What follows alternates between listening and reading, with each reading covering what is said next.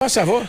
Pessoal, é o seguinte, um desabamento de uma casa deixou 5 pessoas feridas no bairro Morro São Francisco, em Sabará, nessa terça-feira.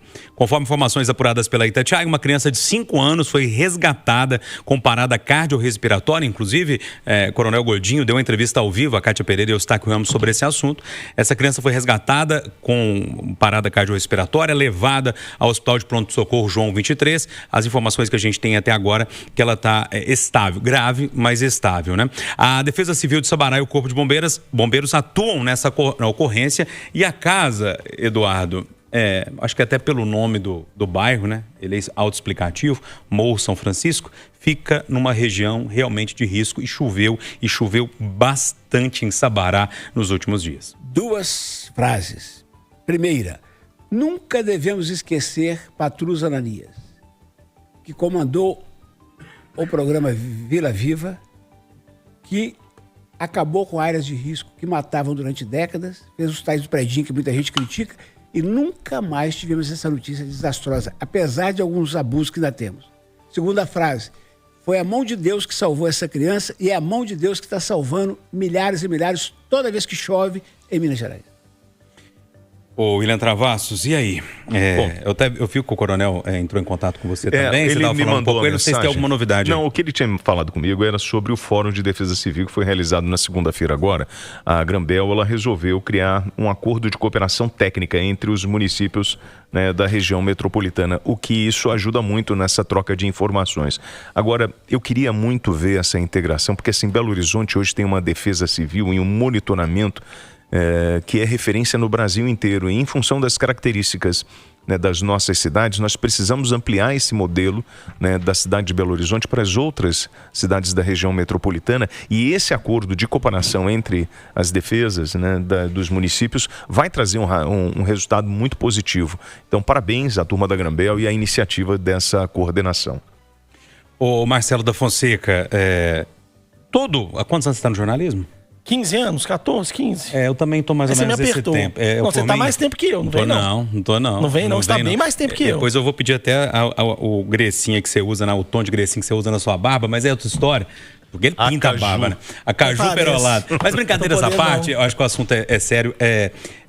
Quantos anos que você está no jornalismo, que você escuta no final de ano, dezembro, janeiro, fevereiro? Isso aqui que a gente está noticiando agora. Se não for em Belo Horizonte, em Sabará, em Contagem, em Nova Lima, em qualquer lugar aqui. E está começando o período chuvoso, né? Então, de agora até final de março, provavelmente, essas notícias vão ser recorrentes, porque a chuva vai acumulando, né? Vai ficando cada vez mais perigoso. O que me chamou a atenção nesse caso de Sabará é que exatamente essa região em que desabou essa casa nessa madrugada, ela está incluída no PAC.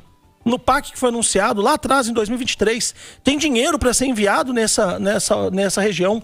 Tem recurso para ser enviado para ajudar essas famílias a ter uma segurança maior. Então, a gente precisa cobrar muito que esses investimentos que são anunciados, né, com estrondo, com palanque, sejam efetivamente destinados aos lugares. Em Belo Horizonte, Júnior, nós vimos nos últimos anos, né, na prefeitura do Fuad Noma, várias obras de contenção em costas. Obras boas. Tanto que esse ano a gente não teve, né, nenhuma vítima, nenhuma morte com algum deslizamento ou vítima da chuva. Então, é preciso que as cidades da região metropolitana também recebam esses recursos. Porque a pessoa não tem muita opção. A pessoa que está morando numa área de risco, muitas vezes ela sabe que ali é o risco, mas ela não tem para onde ir.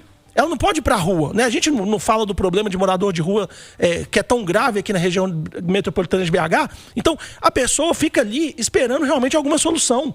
E aí é preciso que a prefeitura, não só a Defesa Civil, que depois que acontece o acidente vá, a prefeitura antecipe esse problema, acompanhe efetivamente as famílias e demonstre o que está sendo feito para resolver o problema. Porque só a Defesa Civil e depois, isso a gente vai ver que as vítimas vão continuar crescendo. A gente tem risco geológico agora em Belo Horizonte, Venda Nova, região Nordeste e Leste, risco moderado neste exato momento. Mas o que adianta essa informação se a gente já sabe? Toda a informação, não, porque aí você tem um trabalho de... Não, sim, Edu, mas não tem... Ô, Edu, a gente está falando de cidades que foram construídas no meio da montanha, em encostas. Você acha que você vai mudar isso como? Obras. Obras e obras. Isso, filho. Então, isso tem dinheiro. Mas não é prioridade isso? Gente... William, eu acabei de citar aqui uma iniciativa. O William, o Patrus foi prefeito de Belo Horizonte em 93. Sim. Você bota 7 mais 25, são 32 anos atrás. Ele fez um negócio, William, arrumou uma verba. O que ele fez? Foi nas áreas onde toda vez que chovia, risco e matava gente, William. Sim. Tirou aquelas famílias dele e falou assim, vocês querem indenização para ir para Portugal, quer morar num predinho, nós vamos fazer. Verticalizou a moradia e onde era área de risco virou rua para entregar pizza, para ambulância chegar. Enfim, agora, William, presta atenção, amigo. O Marcelo citou, eu quero destacar. O FUAD fez 200 obras de contenção que estão pesando. Agora, sabe aquele dinheiro da limpeza da Pampulha que, segundo a polícia, estava sendo desviado? Se não fosse roubado, ele nos permitiria fazer 500 obras. Então, William, eu compreendo perfeitamente. Belo Horizonte é um caldeirão. É uma Medellín piorada, né, na Colômbia, né? Porque você tem as laterais que são altas e tudo vai fuzilando para dentro. Agora nós temos que tomar 3 atitudes.